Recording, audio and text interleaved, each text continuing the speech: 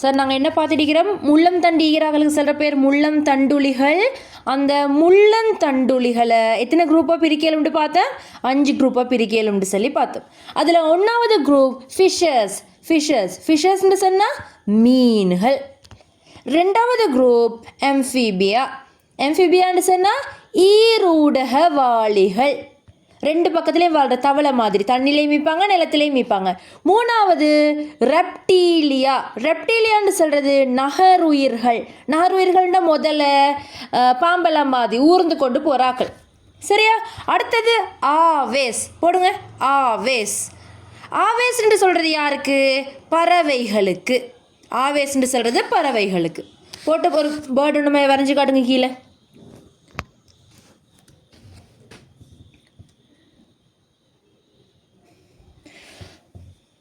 அடுத்த குரூப் முளையூட்டி என்று சொல்கிறது அப்படின்னா முளையூட்டிகளுக்கு போடுங்க மமேலியான்னு சொல்லி போடுங்க. மமேலியாண்டு போட்டுட்டு முளையூட்டி குட்டி போட்டு பால் கொடுக்குறார்கள். மனிதன், நாய் அப்படியெல்லாம் வரும் மமேலியாலாம் தான். என்ன பார்த்தேன்? 5 குரூப் இருக்குது. 1வது குரூப் மீன்கள் ஃபிஷஸ். 2வது குரூப் என்னது? ஈரூடகவாளிகள். இவங்க தண்ணிலையும் வாழுவாங்க, நிலத்திலையும் வாழுவாங்க. உதாரணம் தவளை மாதிரி கிராக்கள்.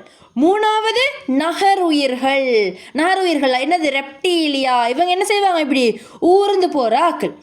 4வது ஆவேஸ்ன்னு சொல்கிறது யாருக்கு? பறவைகளுக்கு. 5வது குரூப் முளையூட்டிகள் மமேலியா, குட்டி போட்டு பால் கொடுக்குற ஆக்கள். சரிதானே? இதே தான் முள்ளம் தண்டு உள்ள விலங்குகளோட 5 வகை. சரியா? மார்க் பண்ணிக்கோங்க. நான் அதை